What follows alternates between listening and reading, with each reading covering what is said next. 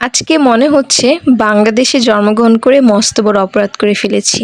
একটা মানুষকে সামান্য চাঁদাবাজির কারণে রাস্তায় কি নির্মমভাবে হত্যা করা হয় পাথর নিক্ষেপ করে। আচ্ছা, বাংলাদেশের জনগণ যখন ছিল সেখানে উপস্থিত, তারা কি এগিয়ে আসতে পারতো না?